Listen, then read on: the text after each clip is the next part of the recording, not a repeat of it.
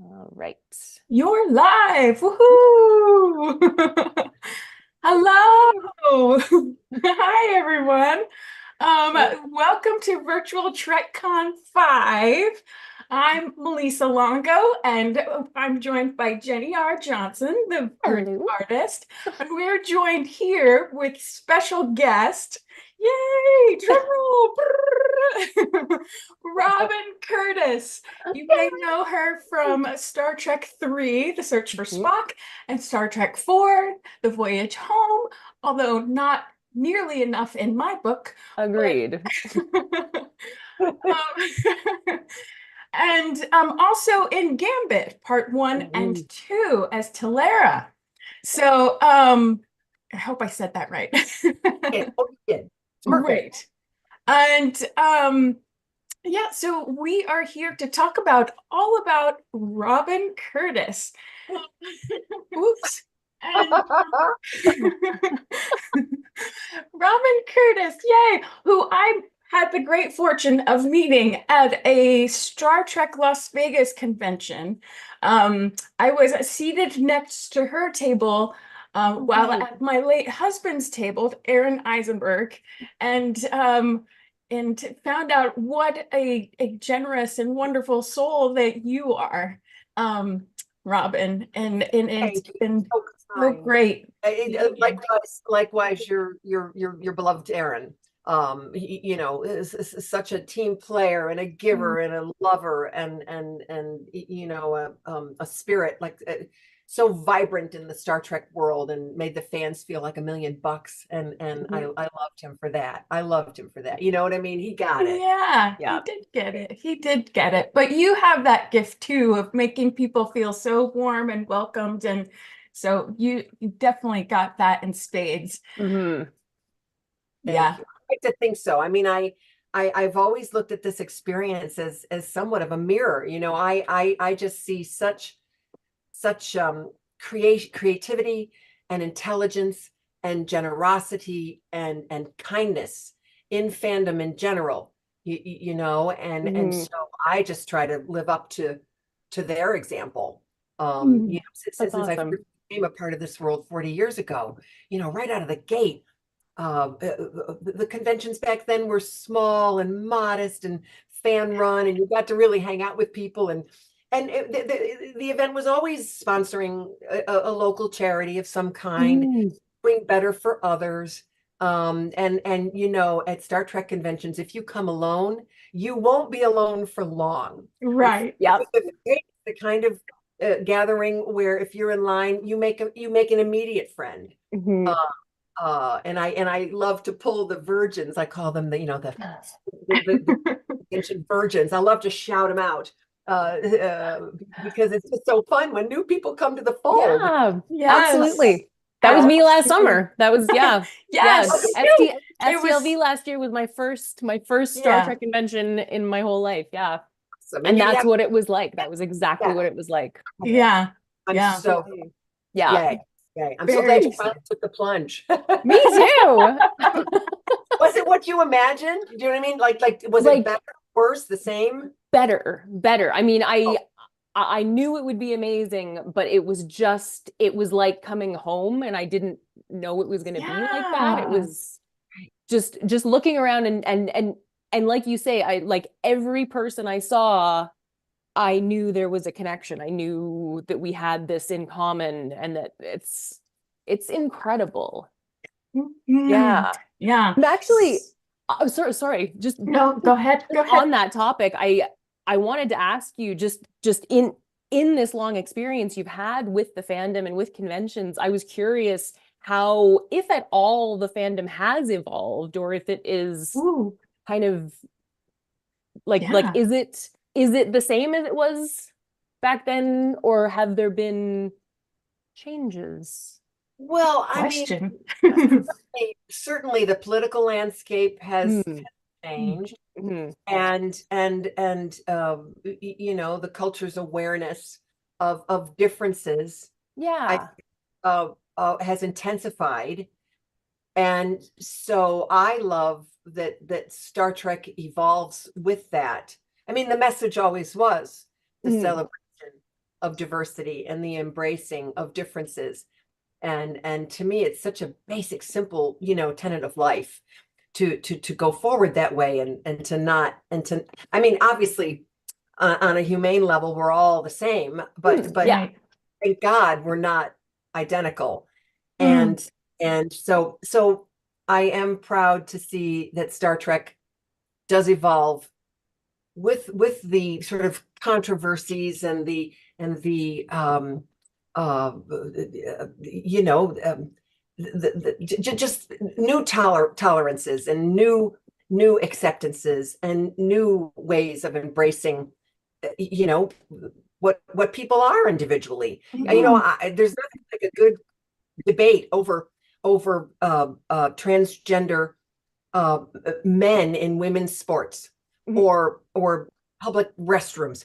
I Yeah. mean, Right. and I'm okay that maybe we're not getting it exactly right, but Mm. the important thing is we're trying to get it. We're trying to get Right. there. We're trying to make it Yes. Yeah. fair for everyone and make Yeah. sure that everybody's represented and there's a place for everyone in our universe, right? And Of Yeah. and course. it's Yeah. all about that. So in a way, I don't know that fandom has changed so much as that it's been right there in the moment, addressing what culture has exposed, Yeah. in Mhm. the best approach possible. Yeah. Oh, that's a great answer. That's Wonderful. awesome. Yeah. Yeah. Yeah. But I would like to Oh, start out. Woohoo! I would well, you like to. never know. You ask me a question, I'll go on forever. So just I know love it. That's Right. awesome. That's wonderful. Yes. Talk as much as you want because we want to hear your stories. Yes. Particularly, how did you get into acting? Or when did Yes. you get bitten by that bug? Oh, good gravy. Well, I was the kid in elementary school, guys, and I'm dating myself, who liked to read the teacher would call on me to read the film strip. We didn't have Amazing. Yep. it was a film strip, right? Mhm.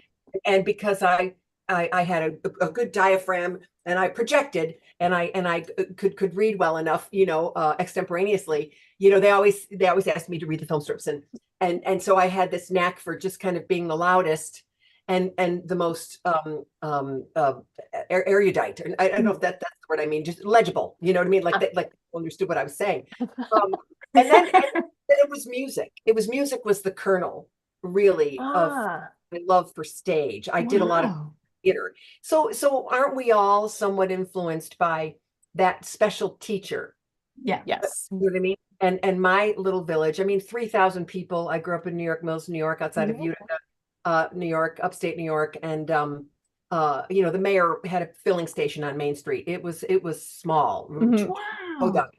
But we had some really unusually good teachers, and one of them Mhm. was a music teacher, Joe Gatza, and she galvanized the whole school. She got the kids who were kind of nerdy AV types to do the technical aspect of theater production. She got the athletes who would never, you couldn't pay them to get on a stage to do the comic relief in the play, and suddenly they discovered a part of themselves, that had nothing to do with a touchdown, but they were now like funny in front of the Yeah. whole That's so cool. community.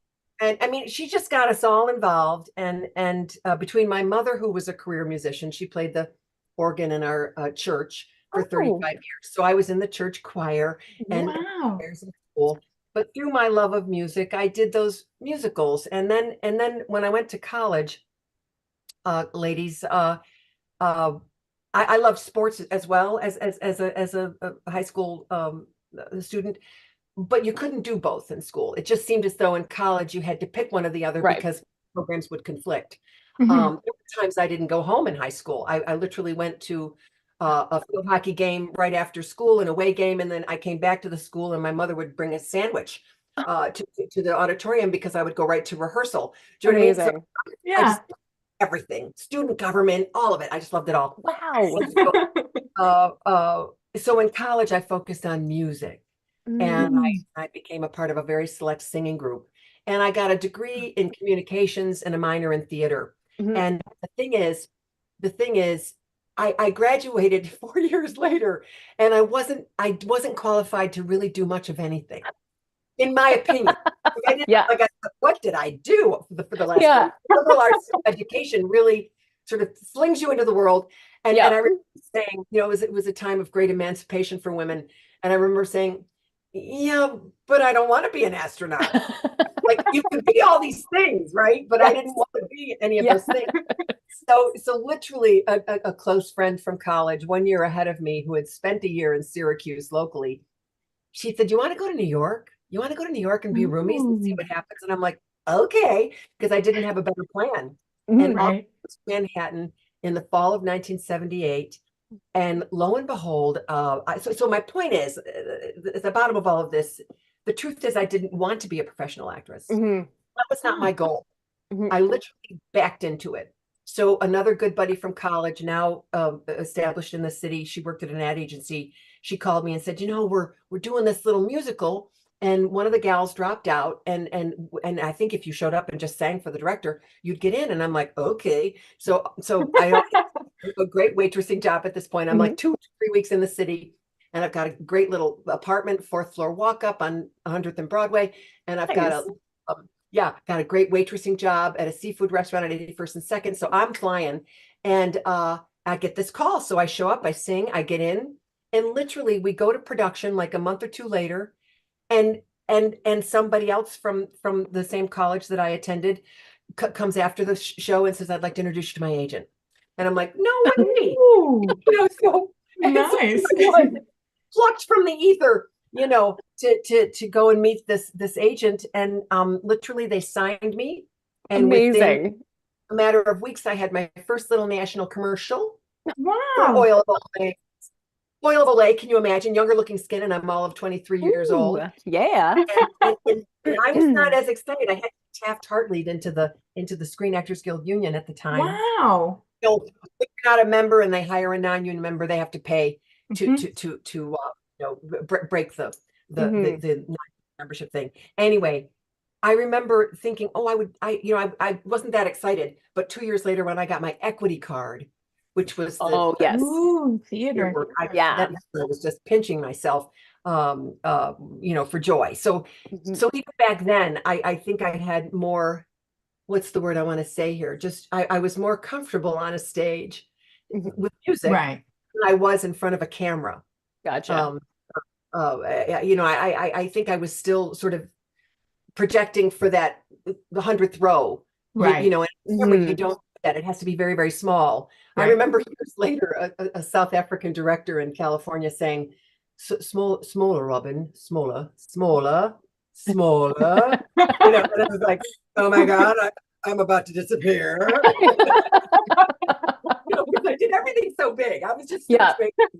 I'm big naturally. So Well, anyway, yeah, that's how it happened. I backed in. awesome. Well, That's film is incredible. such an intimate medium. It's Oh, quite different from being on stage. So yeah, yeah. definitely. In the close-ups, you'll see, because I'm one of those people, I needed to be told, don't look at both their eyes. Pick one and Right. lay. Because on screen I was like, going like, like this in Mhm. the close-up. You look crazy. You look crazy, Rob. Anyway, so Well, you did beautifully on the search for Spock. Um, Absolutely.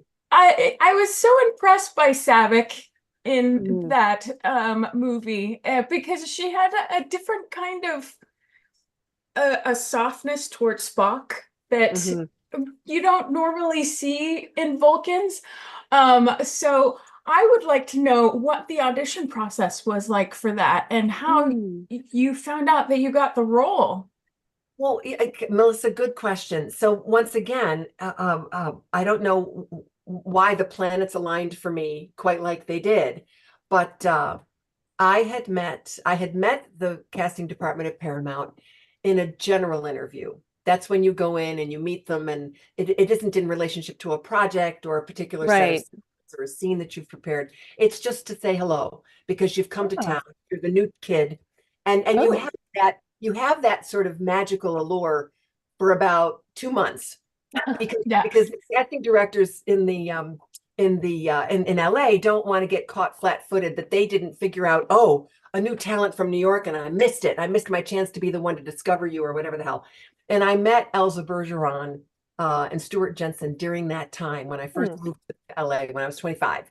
And so I guess it had been at least a year later that Savick came across their desk and they had me in to speak about it. Guys, the reason like I didn't know what the character was and I didn't have any scenes to prepare was because it was all secretive at the time. Right. And all I knew was that I was going in to meet them in relationship to a Star Trek movie, but with no knowledge of what the character would be. So I remember saying offhandedly at that meeting, gosh, guys, if I had my druthers becoming a part of the Star Trek world, I hope it's an alien. I just hope it's an alien. For some reason, I thought that would be easier to play, believe it or not. Because let's face it, it's a world of make-believe. And you have to be able to convince people, do you know what I mean? That you're able to sort of take what's happening seriously, the spaceships and the aliens and all that stuff. And I thought it would be much easier for me to come from a genuine place if I wasn't human, but if I was an alien. And that's amazing. I know, right? And so I'm not joking, I think it was literally the very next day, if not the very next day, a day later, that they arranged a meeting with Leonard Nimoy. Wow. Wow. Never happens. I don't know. I think Mr. Nimoy had everything to do with the way this went down. Normally it's the casting directors, it's a couple of production people, that maybe the director's in the room, and if it wasn't somebody like Leonard Nimoy, you wouldn't even know which one was the director. Do you know what I mean? Like these things are not personal. They're not intimate, to use your word, right, Melissa. But there I was, one-on-one with him, and he was so kind. I went in with a resume that was so tragic. It had, you pump up your college credits and your summer theater.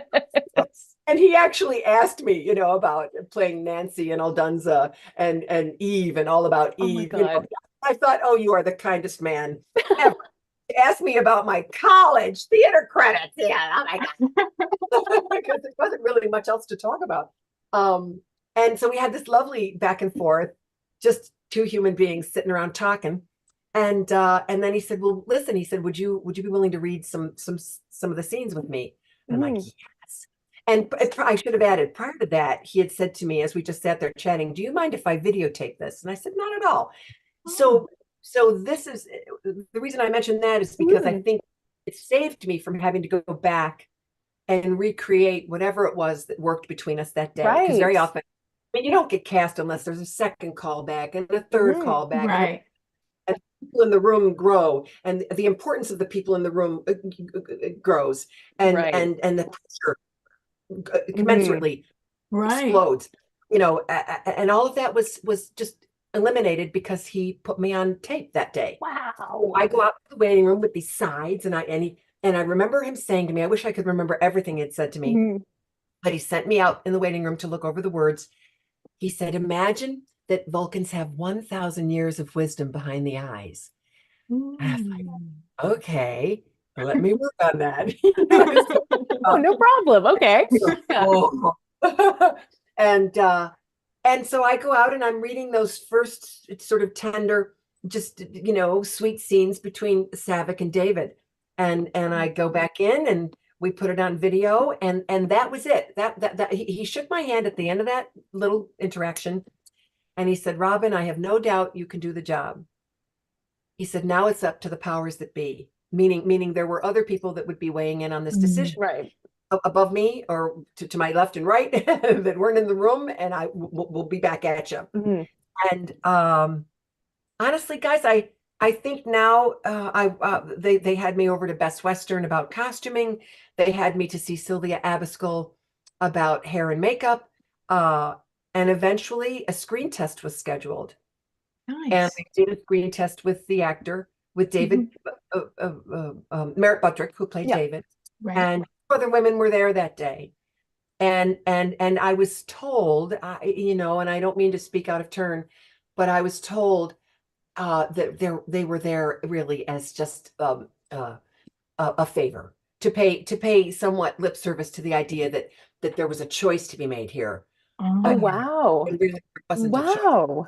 They had already, wow. as long as I didn't fall on my face that day Right.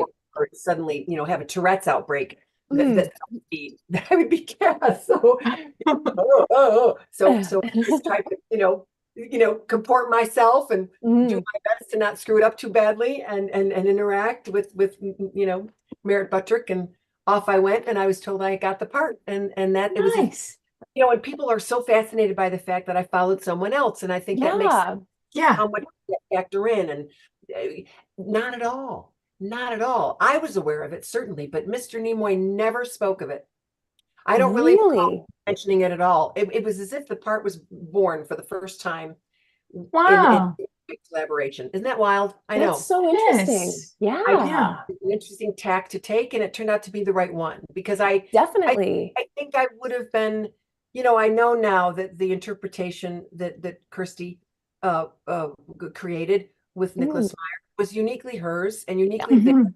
their the sum of their Mm. artistic thoughts. And I know for sure that the Savick that you see from me is something that Leonard Nimoy uniquely created. Yeah. Okay. He was very specific in his direction and very helpful to me, with every word, Mm. without Wow. truly, because I mean, I shook his hand the first day. I said, Mr. Nimoy, you seem to think I know what I'm doing, and I do not. Oh. So he said, Robin, I will take you every step of the way. You will never be out on a, Nice. yeah, we'll never leave. Ah, I was like, okay, we got a deal. amazing. And so Hmm. before we would shoot a scene, he'd say, come here, come here. He'd Mm. say, sit down, and we'd sit on the edge of the soundstage, like on the platform, and he'd say, Mhm. okay, let's hear it. And I would just say the lines, and then just like you work a volume Mhm. or bass and treble on a amplifier or whatever. He would modulate me, and I Mhm. didn't mind Yeah. at all. I didn't. Most actors would be so offended Right. if someone were to sort of direct them that closely, and I loved it. I'm like, give me some more. That's great. Yeah, Well, it kind of parallels Savik's and Spock's relationship anyway, because he was absolutely. her mentor in a way. So Leonard in turn became your mentor in a way. Oh, That's Yeah, for sure. pretty fantastic. it is. It was an easy dynamic to slip into, because it just, Hmm. I mean, you know what I mean? I had nothing but admiration and respect, and he created the culture. So it's like, yeah, yeah, Yep. I'm not listening to you, Bob. I'm listening Yeah. to anybody Yeah. That's Yeah. incredible. It is Uh-huh. because I think it made your Savick the Savick that Spock needed too. Yes. So but like I think it's very it just it your interpretation worked so well within that part of the story. I think it wouldn't have been the same without you, Hmm. Oh, you thank know? you. Yeah. Yeah. I give Yeah. I give big chops to the actors, Mm. Stephen Manley, who played Yeah. that moment, and even the actors preceding him, the little boy Yeah. in Yeah. Snow, and then the next actor. I've reunited recently with Vaj Potenza, who played Spock for all of like 3 or 4 seconds on Oh my screen. gosh. He's the one Wow. in between the boy and Mhm. and and Stephen Manley, the young Spock, and Stephen Manley, and he's Wow. fantastic. Oh, he Oh. stayed in business. Mhm. He speaks so charmingly and so warmly and so intelligently about even that brief period of time for him. And it was a lot of fun. I met him for the first time last year at Trek Long Island. Oh, And cool. Nice. yeah, we might be appearing together later this year. I'm trying to think. It might even be in Connecticut, and it might be in Schenectady, New York. We'll see. But he's a Ah. really good human being, yeah, and has just fun things to say about the franchise. Oh, that's wonderful. Hmm. Oh, Yeah. what Um, a mm. yeah, go ahead. No, Yeah. no, no, no, no, no. That is such a Yeah. cool, it's such a cool part of the Star Trek story to be a part of too. Like it's Yes, just Absolutely. yeah. oh, it's just wild. Absolutely And I wild. and I went to the wrap party with the gentleman who played Spock in between Stephen Manley and Leonard. Oh my gosh. Briefly, when is it who's is it Kirk who's got Spock in his Yes. and And his morphing in front of him? mhm. That actor, Joe Davis, Oh my was a gosh. total cutie patootie. So, so we Love that. flirted and had some fun. And Nice. yeah, really, really lovely actor. So yeah. That's wonderful. Oh Um, my gosh. Mhm. Andrew Corbin in the live chat No, was Andrew Corbin. Corbin. Oh, sorry. Oh, Andrew Corbin. Corbin with a B is like my best friend here in Janesville. oh. Oh, I thought my friend was, fooling on me.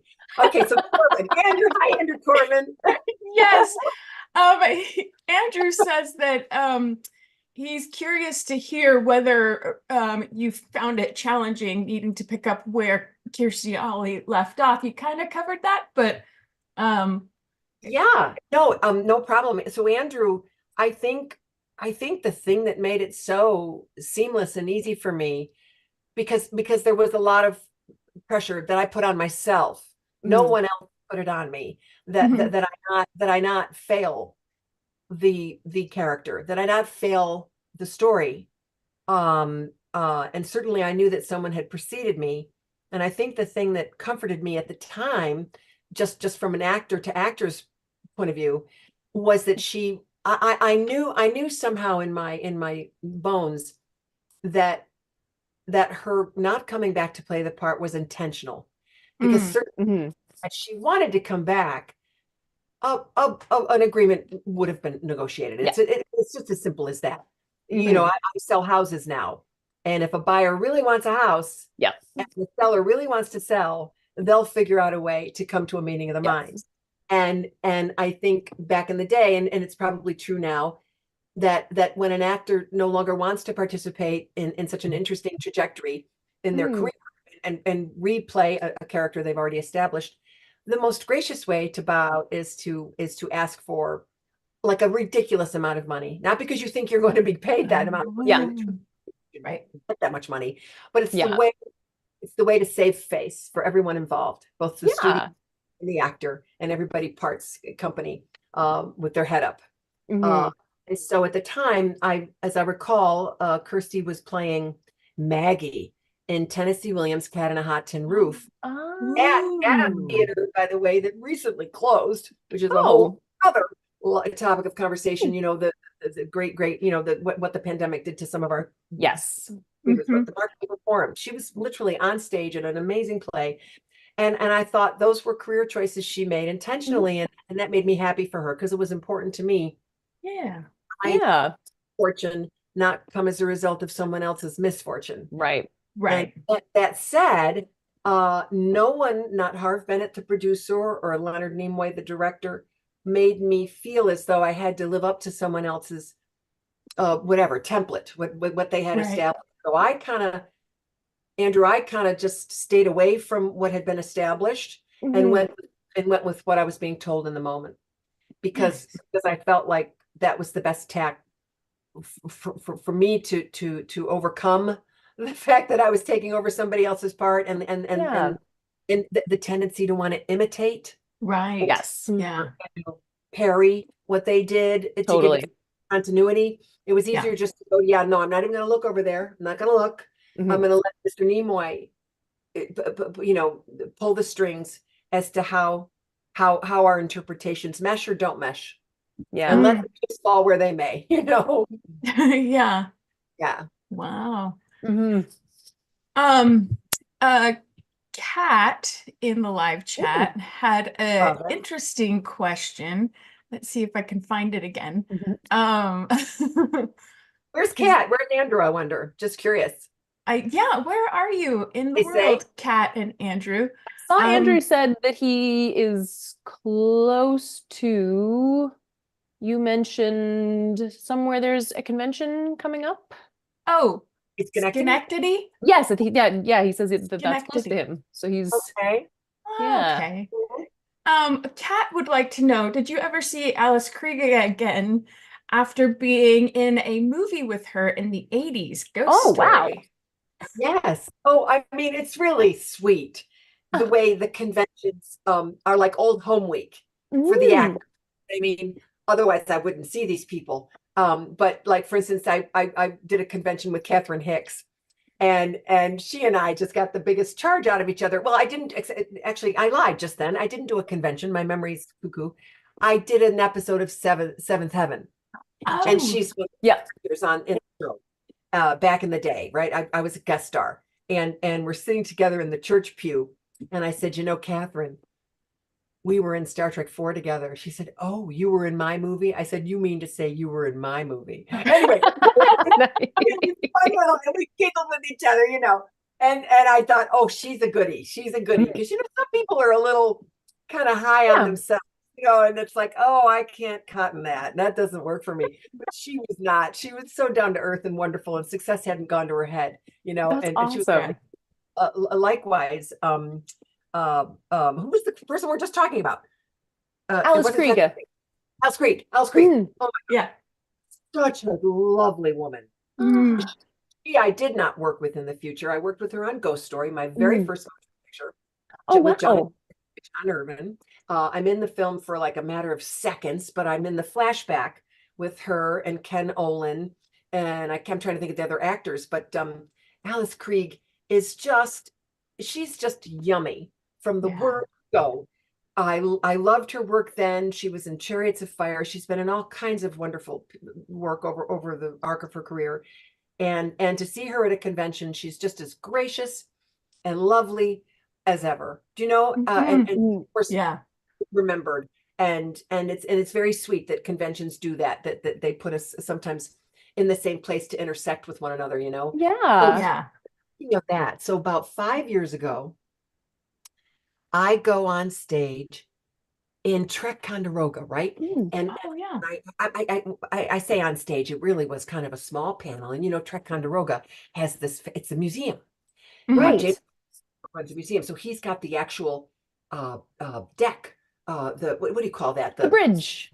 The bridge. Yeah. Thank you, just these words escape me sometimes, you know, the vernacular. Yes. Anyway, so the talk is going to take place on the bridge, and I'm in a panel with another actor who's, you know, half my age.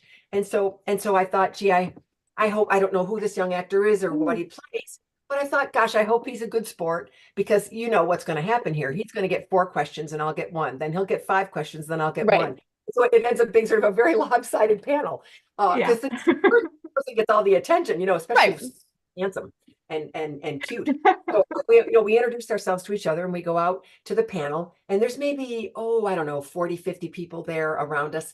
And the questions begin, and it turns out he's lovely, and he's sharing the space with me in a very generous and kind way. And so I'm just sitting there pinching myself, because it's I felt, you know, just gratitude in the moment for all of that.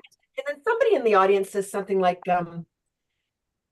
you know, I don't know that I would recognize you on the street, you know, based on your makeup. And I said, oh, for heaven's sakes, really? And I grabbed my phone, which was in my purse right by my leg, and I Googled his name just so I could see the makeup, so I could see what he looked like in makeup, because you know, he was in a street look.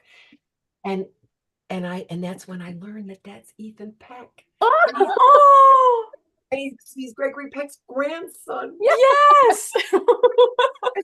Yes, and I right there I started to weep, Oh. because that was a fan moment for me. Oh, wow. These are weird dots to connect, but I loved To Kill a Mockingbird when I was a kid. Yes. My favorite film. Yeah. I felt Jem, the brother, was my brother Kevin, and I was Scout, Oh. and I cry even to talk about it. Oh. I love that film so much.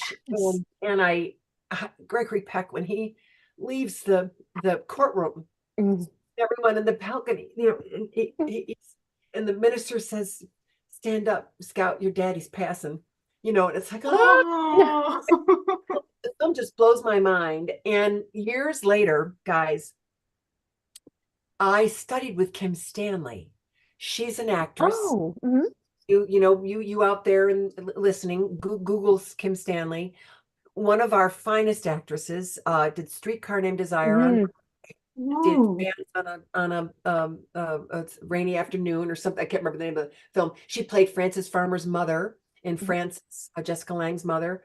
Uh, she was teaching, and she is the voice of Scout in the present. Oh, The narrator, the uncredited narrator. yeah. Wow. So I get goosebumps thinking about it. And then Yes. Wow. a weird connection here, guys. Not to go on, I love but this. This is awesome. I know. Harper Lee and Truman Yeah. Capote Yes. were close friends. Yeah. And so another childhood, heavy duty, serious, intense childhood impact was Truman Capote's story in Cold Blood.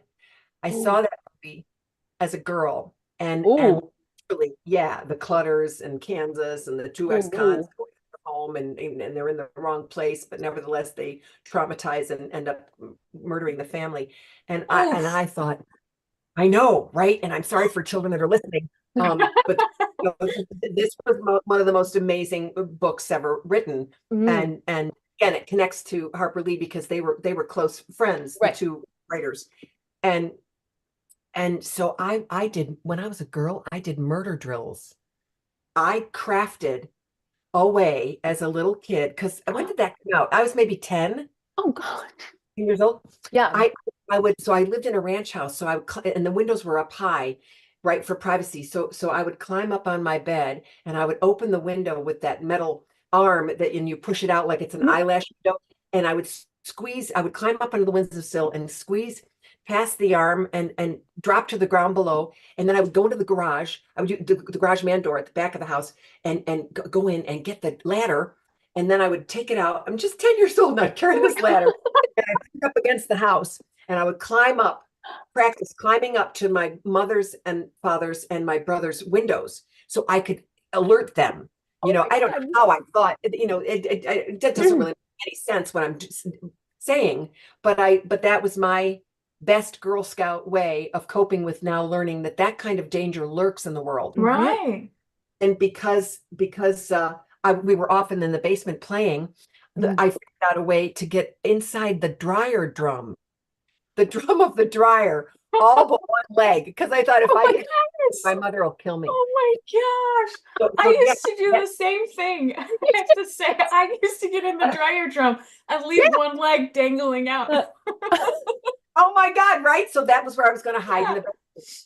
So, and for years, I never ever sat without a wall to my back, like I had to Wow. door and see the windows, so that if somebody should, it's Mhm. weird. Yeah, now it's a truth. It's a fact of the matter with gun Yeah. violence. There could be, Yeah. but back then, I was just those events, those crazy murders and assassinations Yeah. that happened when I was a little kid, just kind Yeah. of put that on my radar. They And I was stick. ready for anything. Yeah. And I wanted to Mm. Wow. be a homicide detective. That's what I wanted to be. Oh When wow. Wow. so becoming an actress was like a total That's amazing. Amazing. anyway. Yeah. Amazing. Well, another To Kill a Mockingbird tie to Star Trek is Brock Peters, who is Oh right. Thank you for saying that. Yes. yeah. Oh, I mean that his performance in that film Oh, was so good. just one of the most heartbreaking, beautiful, Yeah. was it great? Just Yeah. everything in the film, they just struck the right tenor. Anyway. Yeah. Oh Yeah. wow. Totally So- did. And the fact that you have that connection to Kill a Mockingbird just personally, and then for Gregory Peck's grandson to end up playing. to be, no, I know. Yeah. I almost never recovered. I still haven't. That's incredible. It was 5 years ago. Yeah, no. Well, that's the other lovely thing to discover is that someone like him who could easily, fall into the sort of conceited category, of actor or pretentious, whatever. Yeah. And he's the complete opposite. He's just Oh. one of the most gracious, lovely, unpretentious human beings you could ever meet, and genuinely kind, very kind to the fans. And that's really how I measure every actor in in that world. You know, I'm like, if you're not nice to fans, I'm going to have a problem with you. Yep. We're gonna have, yeah. So Ethan's amazing. Yeah, and have since watched the show. And just exquisite work. Yeah. He's so incredible. Yeah. I would like to, on that note, transition to your work as Talara on The Next Generation. And I'm curious how working with the Next Generation cast differed from working with the original series cast. You know, I don't know that the people differed really, because I have to say both casts are just really good people. Do you know, I mean, the original cast extended themselves to me hand over fist. Nichelle was lovely, Jimmy, Walter, George, Jimmy, Dee, Kelly, all of them top-notch, classy people. And likewise, you know, Marina, Brent. I mean, I really I only worked with Jonathan and Michael Patrick. I did see those other actors, but they, you know, in fact, because I didn't work with them originally, right? When that like Gates gets so fed up with me because I'll say, "Hi, Gates, Robert Curtis," and she'll say, "I don't know who you are." You know, because I don't like to assume that they would, you know. Anyway, I think the world of all of them. And so the thing that changed, guys, was that I had a little more confidence. Nice. I really thought I was going to get a pink slip most of the first few days and weeks of the 8-week shoot on Star Trek 3. I didn't feel it in my gut. You know, I just didn't. I thought, I don't know. I was trained to emote, and I feel like repressed. I felt like I was failing miserably. But so however many years later, working with the Next Gen cast and having such a kind of a, well, it was interesting, Talara, because you read the words and you thought, there's subterfuge here, something's going on with this character, but we don't know what it is. And I went to the writers and I said, gee, you know, could you tell me what it is, what's underneath here? And they said, we don't have the second script. So in a way, I just had to sort of go for it, you know, in a vacuum, and not really understand what my motivation was. Wow. Yeah, but that's not hard. I mean, you know, you trust the director. The director was excellent. Patrick was excellent to work opposite. And so they all keep you within the realm of truth and good storytelling. So you can't fuck it up too badly. Excuse my French. But I just felt like I just had a little more sass. You know, a little more like, okay, I think I got the hang of this Star Trek thing. You know, bearing, you know, and you don't feel the least bit cute, but but you feel powerful. Yeah. Yeah, I'm gonna kill it. so there was that going on, you know. And it was 3 weeks work. And you know, it was a 2-part episode. So and those folks were just a wonderful to work with and have been great to get to know since. Yeah. Well, and Talara was such a different character, a different kind of Vulcan than Saavik was. Yeah. No, you know, these nuances might be lost on me. I'm a little more basic than that, you know, and I just sort of took a stab at stuff, and then, as I mentioned earlier, like a volume setting, the director pulled me back, or he would say, no, you can turn it up a little bit more. Like, you know, like I felt like there was a flirtation between her and Patrick, this cat and mouse. Yeah, definitely. So I tried to, you know, bring that to the whole thing. And whether or not I was too emotional or not emotional or too controlled or whatever, I let the director kind of, you know, modulate that one way or another for the storytelling. I think the thing, you know, one of the things that happened on that set, and I've told this story before, because, you know, actors like myself who never really had their own series, right? We're just so grateful you know, people say, "Yo, you worked as an actress for 18 years." And I say, well, yes, but you know, it was with a little glue and paste and tape because Right.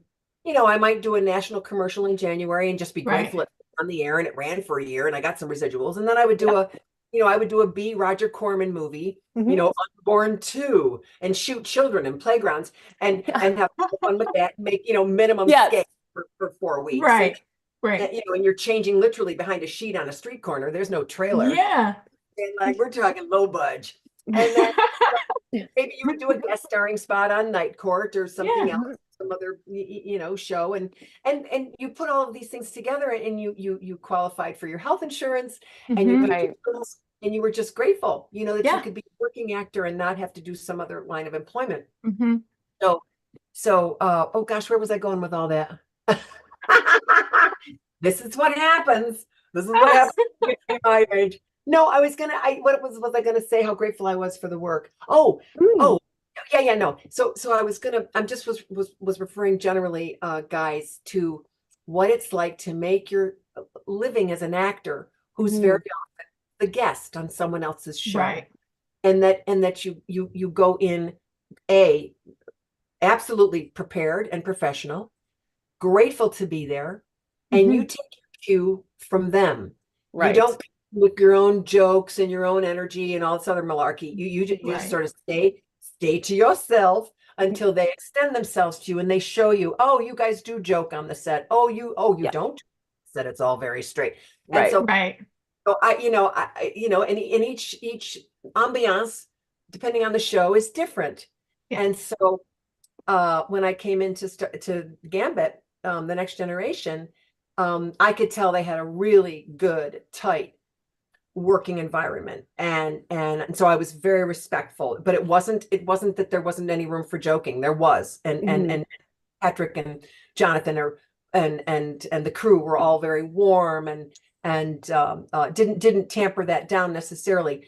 But what I mean to say is, very often you work with these folks, guys, and the success has sort of taken shape with, you know, the massage therapist on set and the cook and the this and the that, and there's all this falderall, and the work gets overlooked. And I Mhm. felt with them it was all about the work, even after that many seasons and even after that much success. And we were shooting a scene, and you could tell, the director could tell, and as I witnessed him, I could see that Patrick wasn't quite happy with his delivery or what was happening. You know, action, he would do the Mhm. deliver the moment, and then but he wasn't happy with his interpretation. Something wasn't right. And so the director said, "Hey, look, Patrick, take a moment, like, let's pause, guys." And by the way, this was like on a Friday, and it was late and a long day. We were Yeah. working on these games-like settings, and there was smoke. Oh. smoke. Mhm. You know, it's not like we're all hanging out at the beach. Yeah. It was like, oh God, all right, so we'll just sort of wait for a moment. Yeah. And the good news is, he came back a few moments later, and a light bulb had gone off. Mhm. That his interpretation, his delivery of the line was not true to the story.